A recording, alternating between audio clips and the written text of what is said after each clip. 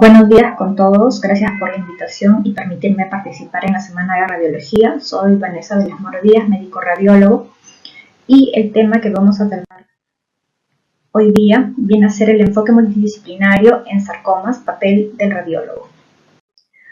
Vamos a tratar los siguientes tópicos: generalidades acerca de sarcomas, conocer las modalidades de imágenes en sarcomas.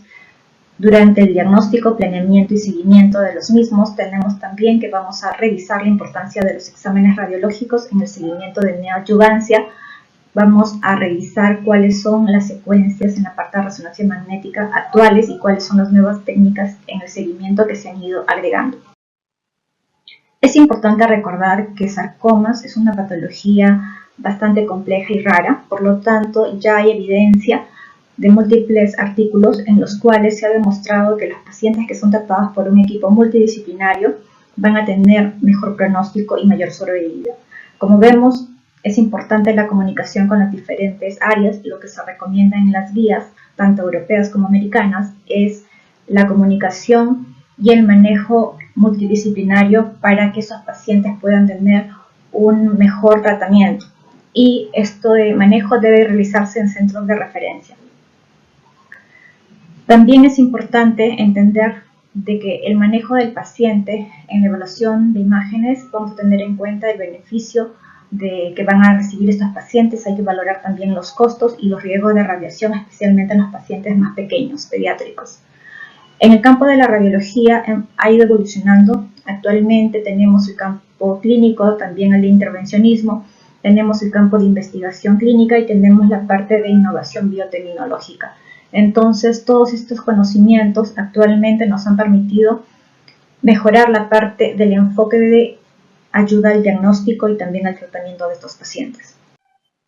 Aquí tenemos dos casos interesantes. El primero es un paciente varón de 21 años que fue operado en otra institución por un tumor testicular en el lado izquierdo. Cuando es referido a nosotros, llega con distrés respiratorio, se le hace un estudio de extensión y se observa metástasis pulmonar bilateral con derrame pleural. Este paciente lastimosamente falleció. Su diagnóstico fue rhabdomyosarcoma fosocelular. El segundo caso es un paciente varón de 3 años que también fue sometido a un RTU en otra institución. Cuando ingresa, nosotros le hacemos un estudio de extensión y vemos de que no hay compromiso pulmonar ni ganglionar, pero se observa el engrosamiento tanto en la parte del piso como en la pared posterior, tanto en la tomografía como en la resonancia magnética. Por la edad se decide darle quimioterapia y darle chance de RTU. Lastimosamente, este paciente a los 4 años hace recurrencia, se le hace una neovejiga y posteriormente este paciente ha continuado en controles, pero el pronóstico fue malo y falleció. Entonces, como hemos podido ver, si es que el paciente, el tratamiento que recibe no es por un grupo multidisciplinario con experiencia en tratar estas patologías tan raras que representan el 1 al 2% de tumores en adultos, el pronóstico va a ser fatal. Tenemos de que es un grupo de tumores con bastantes subtipos. Actualmente se habla más de 100 histologías y siguen apareciendo más cada vez de la mano con el avance de la biología molecular, la parte genética y la parte de inmunistoquímica. Lo que viene a ser el tratamiento, el gol estándar es la cirugía, pero actualmente hay esquemas de tratamiento de quimioterapia y también radioterapia y nos puede traer consigo degeneraciones, necrosis, hialinización o fibrosis. La parte de RECIST tiene sus limitaciones para hacer el seguimiento de estos pacientes, entonces es importante tener en cuenta eso, ya que vamos a tomar otras características que podemos encontrar en las imágenes y que va a ser de ayuda para el médico tratante. Con respecto a la parte de la tasa de recurrencia, varía bastante. Tenemos que en centros que tienen amplia experiencia puede ser del 9 al 12%, mientras en otros lugares puede llegar incluso al 50% y se puede dar en un lapso bastante amplio, por esto que esos pacientes tienen que continuar con un seguimiento. Tenemos que la cirugía al inicio fue el tratamiento o el estándar radical con amputaciones. Actualmente lo que se busca es hacer una cirugía de preservación, pero vamos a ver de que los pacientes que se benefician más son pacientes que tienen tumores pequeños, menos de 5 centímetros en el momento del diagnóstico. Cuando nosotros valoramos la parte de sarcomas, es importante tener en cuenta qué cosas nos van a dar información. Con respecto a la parte del grado tumoral, si es que ya tenemos una biopsia, también es importante hacer la correlación con patología. o podemos utilizar también la parte de difusión, por ejemplo, para ver la celularidad y determinar si estamos frente a un sarcoma de alto grado o de bajo grado. Tenemos también que la parte del tamaño es muy importante. Se ha asociado que tumores mayores a 10 centímetros tienen peor pronóstico, independientemente de que vayan a cirugía, van a estos pacientes en el tiempo a hacer progresión de enfermedad. Los mejores pronósticos se notan en lesiones muy pequeñas y estos son los candidatos para que tengan una cirugía de conservación. La parte de la localización también es importante, determinar si estamos frente a un sarcoma de extremidades, si es que es multicompartimental o intracompartimental, está a nivel de articulaciones. Con respecto a la parte de márgenes quirúrgicos, cuando hacemos el seguimiento, también es importante determinar si es que estos están comprometidos y si es que realmente ha habido o no una resección amplia del tumor. Dentro de las modalidades diagnósticas tenemos los rayos X, que son muy importantes cuando valoramos sarcomas óseos, nos permiten ver las características de la lesión, extensión, cicatura patológica, matriz, compromiso de las partes blandas. También son útiles en el seguimiento de las prótesis para ver si es que hay fractura, si hay alguna migración, y también hay que recordar que no solamente hay que mirar la parte ósea, también las partes blandas nos pueden estar indicando una recurrencia de enfermedad. En el caso del ultrasonido, normalmente lo utilizamos para la parte de guía en procedimientos de biopsia para poder sacar muestras representativas. También es importante recordar de que tiene que hacer la menor contaminación de las partes blandas y que los trayectos de la biopsia deben de ser resecados. La tomografía con la resonancia magnética son los métodos más utilizados. La tomografía va a tener un contraste bajo, una resolución espacial alta. También una desventaja viene a ser la radiación de la tomografía, pero hay ciertas zonas en las cuales nos puede ayudar bastante, como es para poder ver la parte de compromiso óseo, la parte de la cortical, a nivel también adyacente a los senos paranasales, y en el caso, por ejemplo, de biopsias en macizo facial de localizaciones profundas también es útil. En el caso de la resonancia magnética es el gold estándar, es el método que nos va a brindar mejor contraste al momento de evaluar los tejidos blandos, aunque su desventaja es de que al momento de la adquisición pueden ser tiempos un poco prolongados y a veces el paciente no puede soportar tantos minutos en el resonador, ¿no? Pero realmente aporta una información muy importante, no solamente morfológica, sino también con las nuevas secuencias, aporta bastante información ahora en la respuesta al tratamiento precoz. Otros métodos que también se pueden utilizar vienen a ser las imágenes híbridas PET-CT y MRI para la parte también de valoración de esta patología. Con respecto a la evaluación tomográfica, en nuestra institución nosotros contamos ya con protocolos de energía dual que se están extendiendo a diferentes áreas de patología tumoral, y aquí tenemos una comparación de un estudio que se hace con una adquisición habitual y una con energía dual. Vemos la gran disminución de dosis, ¿no?, a la que está expuesto el paciente. Por lo tanto, hemos comenzado ya a migrar a este tipo de adquisiciones con los equipos que contamos. Con respecto a la parte de resonancia magnética, contamos con la parte de secuencias convencionales morfológicas y también algunas adicionales que nos van a permitir obtener información de la parte de la difusión, la perfusión, y podemos ahí determinar valores de vascularización, perfusión tisular, permeabilidad capilar, espacio intersticial. Cuando estamos frente a un tumor, hay que recordar de que estos tumores pueden tener un incremento en el número de las células, y esto trae consigo que el espacio que hay entre ellas disminuya, por lo tanto el movimiento del agua que va a tener para movilizarse va a ser menor, y esto va a traer consigo que haya restricción a la difusión en los tumores que son altamente celulares. Pero tenemos un problema con los tumores que tienen bastante matriz, como vienen a ser los mixoides, que son bastante laxos, ¿no? En estos tipos de tumores la parte de la difusión no nos da mucha información, es un poco limitado. Ahora también hay artículos en los cuales se ve el comportamiento de lo que viene a ser la difusión, la valoración cuantitativa del mapa DC cuando el paciente ha sido sometido a la parte de tratamiento. Vamos a ver de que puede haber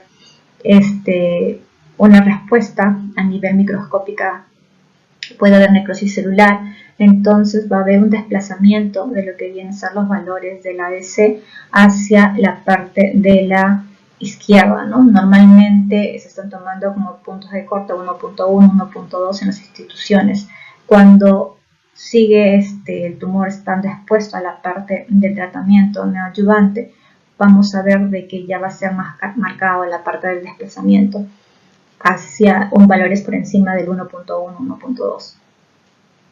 En el siguiente caso tenemos una lesión lítica de bordes parcialmente definidos y una zona de transición amplia en la región distal de la tibia.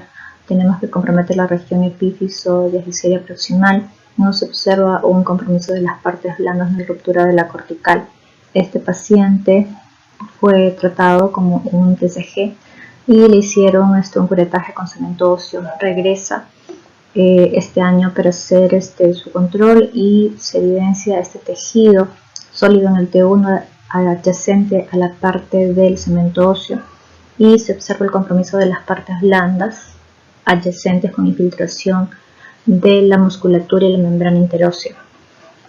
En la imagen con contraste, en la sustracción se observa una captación ávida de ausencia de contraste. En la parte de la difusión y el mapa ADC se observa una restricción de la difusión, lo cual nos hace pensar que este componente se está comportando como una lesión de alto grado, que no es un comportamiento habitual de un TCG. Entonces ponemos la posibilidad de que puede estar frente a un caso de malignización o que realmente sea otro tipo de patología. Cuando se realiza la revisión patológica en nuestra institución, el AP sale como sarcoma de alto grado indiferenciado. Este es otro caso de un varón de 45 años que llega a nuestra institución con una lesión con epicentro a nivel del húmero. Hay destrucción de la medular cortical con infiltración de las partes blandas adyacentes del brazo. Tiene un diámetro mayor en el plano axial de 12.3 centímetros en anteroposterior. Se le hace una tomografía de pulmón para descartar metástasis. No se encuentran nódulos. Cuando se hace la medición en el plano coronal, vemos que el diámetro máximo es de 16.7. Son diámetros mayores de 10 centímetros. Siempre se considera el diámetro mayor en cualquiera de los tres planos que nosotros trabajamos. El paciente regresa a su control el mismo año y vamos a ver de que ya se evidenciaban nódulos secundarios con calcificaciones. En el siguiente caso tenemos una mujer de 66 años con una tumoración intracompartimental anterior a nivel del brazo. Vemos que no hay infiltración ósea, tiene exoseñalante 1, exoseñalante 2 con un diámetro mayor en el plano sagital de 12.3. En la sustracción capta la sustancia de contraste, no restringe la difusión. Hallazgos se corroboran en el mapa ADC. Cuando se hace el postproceso, nosotros trabajamos de forma conjunta. La parte del postproceso de la perfusión nos indica que hay incremento de la permeabilidad con valores altos de lo que viene cerca trans, B y KEP. Tenemos que en la parte del ADC cuantitativo no se observan focos de restricción. Su diagnóstico fue liposarcoma. Este es otro caso de un paciente varón de 33 años con una masa dolorosa en la región dorsal con antecedente de liposarcoma en el muslo derecho. Llega porque se siente un abultamiento a nivel paravertebral en el lado derecho y vemos una extensa lesión con alta señal en T2 y señal en T1 con pequeñas imágenes laminar de alta señal en T1. En la sustracción se observa captación de sustancia de contraste, no hay restricción a la difusión. Cuando se realiza el estudio de perfusión, vemos que hay zonas que están perfundidas a predominio periférico. Este comportamiento es bastante característico de los tumores mixoides. Hay que tener en cuenta que en los tumores mixoides podemos no encontrar grasa macroscópica como es en este caso, ¿no? El siguiente caso es de una mujer de 49 años que ingresa por una masa a nivel del brazo en compartimento anterior.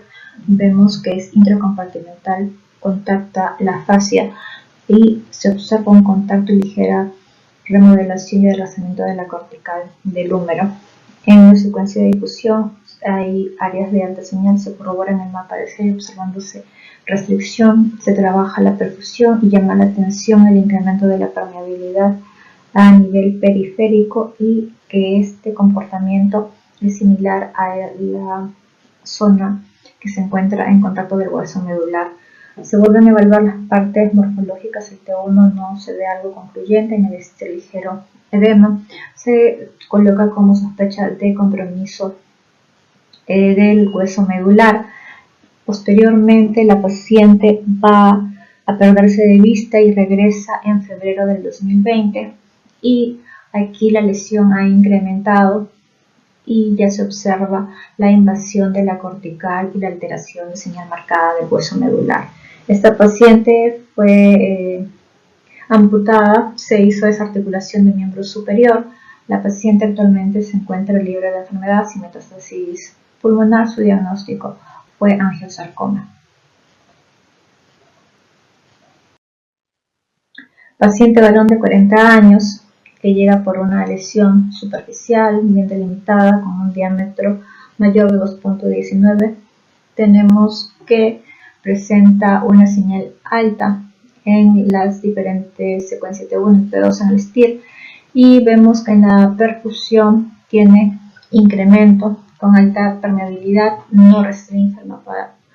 En el mapa de C se realiza un estudio de angioresonancia dinámica y se observa el comportamiento de realce periférico que va siendo homogéneo hasta la parte central, ¿no? También tenemos dentro de los protocolos, dependiendo si es que sospechamos que puede haber infiltración grasa, podemos agregar ciertas secuencias de manera específica para, por ejemplo, detectar si es que hay componente graso o no.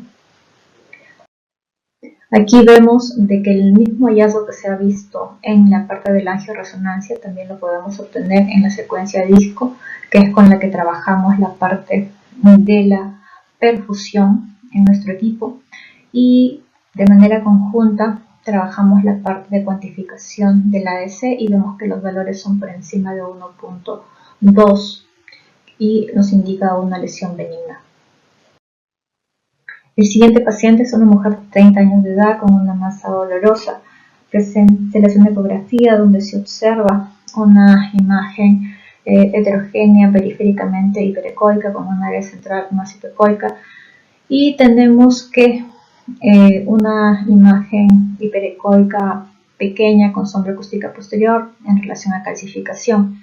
En la parte de la resonancia se realiza una evaluación morfológica y también se hace el estudio de perfusión, y aquí les muestro cómo también trabajamos y la parte de la secuencia disco que nos sirve para hacer la perfusión también la podemos utilizar para la parte de evaluación vascular. Es bastante amigable, le gusta mucho a los cirujanos ver el comportamiento dinámico y así ya no tenemos que hacer doble estudio, ¿no? Sino que nuestra secuencia de disco nos permite valorar la parte de la perfusión y a la vez poder mostrarle al cirujano la parte de la relación con los vasos, que es lo que a ellos les interesa. Este es otro caso interesante de un varón de 17 años que ingresa con una lesión a nivel de la región glútea, es de bordes definidos, ligeramente lobulada, con señal heterogénea y su señal predominantemente en T1, pero llama la atención pequeñas áreas de baja señal en T1 y T2. Normalmente esto nos está indicando un componente fibroso. En la parte de la sustracción vemos que hay captación de la sustancia de contraste, hay una relación con la banda iliotibial. En la parte de la difusión y el ADC no se observan focos de restricción, entonces esto nos hace pensar en un tumor con componente benigno o de bajo grado y que hay un componente fibroso, ¿no? Se le realiza una biopsia del componente tanto de alta señal, el captante, y la parte de baja señal para poder enviárselas al patólogo y sale compatible con fibromatosis. Hay que recordar que la parte que se ve con alta señal en el T2 y capta normalmente está en la fase proliferativa y eso también nos va a servir para más o menos valorar cómo va a evolucionar el paciente. Si bien es una lesión que es benigna, es agresiva. Entonces, hay casos en los cuales se han reportado regresiones de estos tumores y también hay algunos tratamientos que valoran los receptores hormonales, ¿no? Entonces, esa información es importante para el comité para que tome una decisión si el paciente va a ir a algún tratamiento específico, va a ser expectante o ya es momento de hacerle una cirugía, ¿no? En este caso, el paciente evolucionó, creció la lesión y fue ingresado a sala de operaciones para una resección. El siguiente caso es un adolescente de 12 años, mujer. Tenemos que hay una lesión a nivel de la escápula que se extiende a las partes blandas con infiltración del infraespinoso. Se revisa el estudio de resonancia magnética, se observa la intensa captación de la sustancia de contraste, hay restricción a la difusión, se corroboran con el mapa ADC. Tenemos que como posibilidad diagnóstica se le coloca un sarcoma de alto grado agresivo. Por la edad nos inclinamos más hacia un sarcoma de Ewing. En la patología esto es lo que se reporta compatible con un sarcoma de Ewing. Ingresa tratamiento de quimioterapia y tenemos que se le hace un control. Al momento de hacer las mediciones vemos de que solamente presenta una disminución del tamaño del 12%. Entonces, también si solamente valoráramos la parte del RECIST como tal, no tendríamos respuesta parcial, estaría en un caso de respuesta estacionaria. Entonces, realmente en estos pacientes nos ayudamos de otra información, como viene a ser la parte de la difusión y el mapa ADC. Vemos que los focos de restricción han disminuido y la parte de la perfusión también con respecto a la inicial, y todavía se observan focos perfundidos periféricamente. El paciente con estos hallazgos continúa en quimioterapia y actualmente ha tenido un control y vemos una marcada disminución del componente de partes blandas con un tejido con isoseñal en T1 en pequeñas áreas focales de baja señal, y esto es compatible con tejido fibroso. También vamos a ver de que hay una captación de sustancia de contraste a este nivel en la sustracción, pero tenemos que determinar si es que hay enfermedad, cómo se está comportando. Entonces, se hace la evaluación por perfusión y vemos que la parte del componente de partes blandas ya no perfunde, solamente escasamente se observa un incremento de la permeabilidad a nivel óseo, y esta zona es la que se corrobora con la parte de la difusión, y esto nos indica que todavía hay enfermedad a nivel óseo. Se le coloca el ROI, tenemos el 2 a nivel del componente de baja señal y vemos una captación, pero que va creciendo de forma lenta, normalmente compatible con un comportamiento de tejido fibroso. Y el siguiente ROI, el 3, vemos que da una curva tipo meseta. Entonces esto no es bastante compatible con persistencia de enfermedad. En este caso es importante esta información que brindamos, ya que se ha encontrado bibliografía en los cuales cuando hay una perfusión disminuida del tejido, el tratamiento de quimioterapia pierde efecto, así como el de la radioterapia. Y en este caso ya es momento de que el paciente sea operado. Ya no va a haber una respuesta buena con estos tratamientos de quimioterapia ni radioterapia. Por lo tanto, si es que el paciente no se opera en este momento, de aquí puede volver a recurrir la enfermedad de una forma incluso más agresiva, siendo resistente al tratamiento. Aquí les muestro cómo se comporta en la perfusión al inicio y cómo ahora después del tratamiento. Vemos que la parte perfundida es la parte roja anaranjada. Actualmente vemos de que hay una perfusión baja.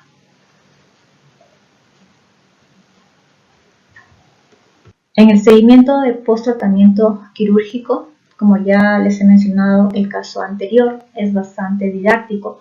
Entonces vemos de que dentro del protocolo de seguimiento hay que hacer un seguimiento de las metástasis pulmonares, que son un sitio frecuente de metástasis. Para eso nosotros utilizamos la tomografía de tórax porque es más sensible. La resonancia magnética es el método de elección que utilizamos. ya sea para tumores de partes blandas u óseas. En el caso de tumores óseos nos sirve para ver también la extensión a las partes blandas, y también es una buena forma para detectar metástasis en el caso de los osteosarcomas. También tenemos algunos métodos adicionales, como son el rayos X para los tumores óseos, la parte de la tomografía abdominopélvica en ciertas patologías específicas. Nuestros protocolos están diseñados tanto de forma oncológicos, que tienen un tiempo de realización un poco más amplio, que está normalmente entre 40 minutos, porque necesitamos, aparte de que nos dé la información y tener una sospecha clínica, también tenemos que dar información de la zona específica que ayude a la parte del planeamiento. Tenemos también protocolos de cuerpo entero y de plexo. Nuestro siguiente grupo de protocolos son traumatológicos y están también establecidos de acuerdo a una zona específica. Estos son de menor tiempo, pueden ir entre un lapso de 20 minutos a menos, normalmente son menores a 30 minutos. Con respecto a la parte del control, nos basamos en un consenso después de un análisis de las guías europeas y americanas de acuerdo al tipo de sarcoma. Si es de bajo grado, es más espaciado. Vemos que antes de los 3 años, nosotros lo realizábamos cada 6 meses. Cuando ya llega de 3 a 5 años, anualmente, hasta indeterminado. En el caso de los sarcomas de intermedio alto grado, cuando es menos de 3 años, lo hacemos cada 4 meses. Cuando es de 3 a 5 años, se hace un control semestral. Y por último, después de los 6 años, pasa también a anual. En el caso de las metástasis óseas en nuestros pacientes paliativos, se recomienda tomar imágenes cuando hay clínica, cuando hay síntomas. Normalmente en estos pacientes se les hace un seguimiento, normalmente más por la parte de tomografía, pero también en los pacientes que hay enfermedad diseminada nos ayuda bastante los protocolos de cuerpo entero, y también para los pacientes que tienen algunos síndromes genéticos también, para poder monitorizarlos, ya que algunos tienen asociaciones con tumores de partes blandas. En el caso del liposarcoma mixoide es importante, ya que este tipo de tumores puede hacer metástasis ósea, que pueden ser falsos negativos en el caso del PET-CT, y la resonancia de cuerpo completo nos puede ayudar y dar información para detectar estas lesiones. En el caso de las adenopatías, podemos encontrarlas en los rhabdomyosarcomas, angiosarcomas, sarcomas epitelioides, también en los sarcomas sinoviales. En el caso de los mixofibrosarcomas es importante valorar la extensión aparte de la región pulmonar, también la región abdominopélvica, porque pueden haber implantes a nivel de las glándulas suprarrenales, retroperitoneo. El siguiente caso es una paciente mujer de 20 años de edad operada en otra institución en el 2016, referida con diagnóstico de liposarcoma. Cuando llega a nosotros le realizamos un protocolo de resonancia magnética para valorar la parte del lecho quirúrgico. Vemos que hay un tejido de alta señal en STIR, baja señal en T2, no restringe la difusión, el hallazgo se corrobora con el mapa DC, es catalogada como cambios postquirúrgicos sin evidencia de enfermedad macroscópica. El paciente se pierde de vista cuando regresa en el 2020. Vamos a ver que tiene una extensa lesión en el lecho quirúrgico. Aquí estamos viendo la imagen del ADC exponencial, el cual nos tiene una ventaja, nos elimina el efecto T2, y las zonas que restringen son las zonas rojas, ¿no? La escala es inversa al ADC habitual, entonces también en algunos casos te puede ser más rápido, porque te sirve para identificar más rápido las zonas de restricción. En la parte de este cuadro, la paciente fue intervenida, actualmente ha venido por su control y está con cambios postquirúrgicos, con atrofia a nivel de los músculos del manguito rotador y a nivel del pectoral, con alteración de la señal a nivel del húmero, pero asintomática y sin metástasis pulmonar. Entonces, su diagnóstico fue sarcoma pleomórfico de alto grado. Entonces, la pregunta es cuándo hacer el examen postoperatorio, ¿no? Es importante realizarlo entre los 2 o 4 meses, ya que este examen en realidad va a depender mucho de dónde ha sido el paciente. Si es que han hecho una resección completa, probablemente no encontremos lesión macroscópica, ¿no? Entonces esto nos va a servir más como un examen de referencia, pero en realidad lo que manda es la clínica, ¿no? Si un paciente es posoperado y utilizan alguna prótesis y hay signos de sospecha de alguna hematoma, alguna colección, fiebre, entonces la clínica es lo que manda. El siguiente caso es una mujer operada en otra institución de 18 años que es referida al instituto. Vemos que hay una pequeña colección a nivel del lecho. Paciente se pierde de vista y regresa después de 3 meses palpándose una imagen nodular en el lecho quirúrgico. Se le realiza un estudio de extensión y encontramos esta imagen nodular a nivel del mediastino paraesofágico. Tenemos que al momento de realizarle las imágenes de abdomen encontramos una imagen nodular de similar característica en el tejido celular subcutáneo en la región posterior. Entonces, aquí la pregunta es, ¿esto es extensión de enfermedad, es metástasis? ¿Cuál es realmente el estado de esta paciente, ¿no? Se va a junta médica, decidimos complementarla con estudio de resonancia magnética. Vemos que para cuando la paciente llega con nosotros a hacerse el estudio de resonancia magnética, la lesión había crecido y tenía focos de restricción en el ADC y también incremento de la permeabilidad.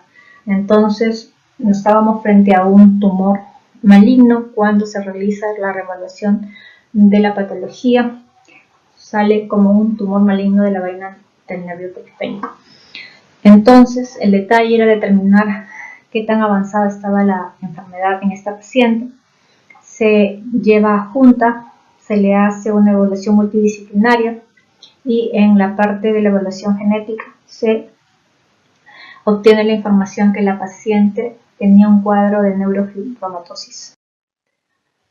Dentro de las conclusiones, por lo tanto, podemos decir que el manejo de sarcomas debe ser multidisciplinario. La resonancia magnética es el gol estándar en sarcomas de partes blandas. La evaluación de rayos X es importante en los sarcomas óseos. La evaluación en imágenes en el contexto de sarcomas es complejo, debe ser organizado y también racional. Tenemos que hacer una correlación con datos clínicos del paciente, los datos del reporte quirúrgico. La imagen prequirúrgica es muy importante.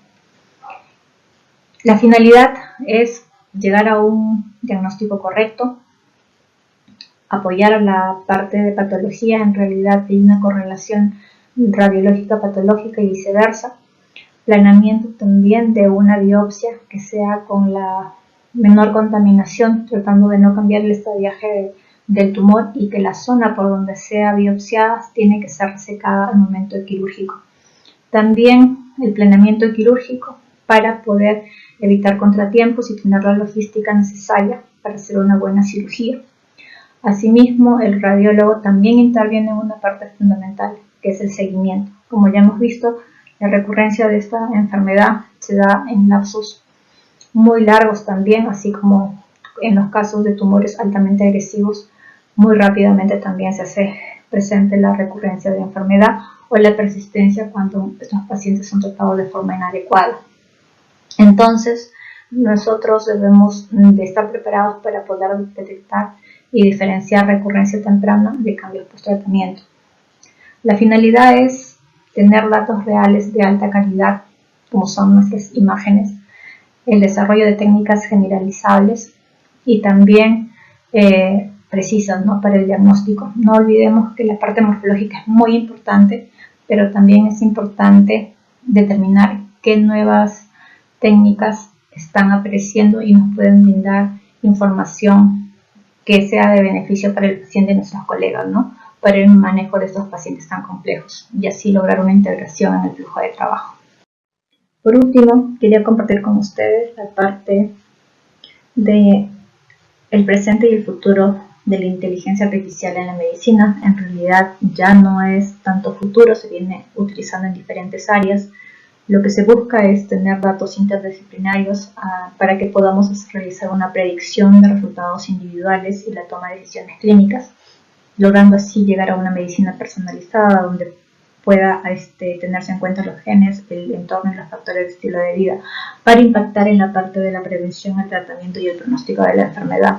Radiomics es un término bastante actualmente estudiado en el cual se utiliza un proceso para extraer gran información de características cuantitativas de las imágenes radiológicas. Hay que recordar que una imagen, como se muestra en la parte superior, nosotros la parte de radiología normalmente sacamos información de tipo visual, mientras que en la parte de los algoritmos de inteligencia artificial, esta imagen va a ser analizada desde el punto de vista matemático. Cada imagen está compuesta por píxeles, estos a su vez conforman voxeles. Entonces, cuando esta información es analizada por estos algoritmos, pueden sacar información que muchas veces no es perceptible a la visión humana. Acá tenemos un ejemplo de un trabajo realizado por Zhang y colaboradores, donde él estudia características de tumores de carcinoma nasofaríngeo avanzado para determinar si es que va a haber un fracaso al tratamiento local. Toma en cuenta la parte de la señal del tumor, la parte de lo que vienen a ser los bordes, la textura. Va a unir esa información de las imágenes con los datos clínicos y con eso pudo determinar que sí había una correlación, que sí se podía determinar un factor pronóstico.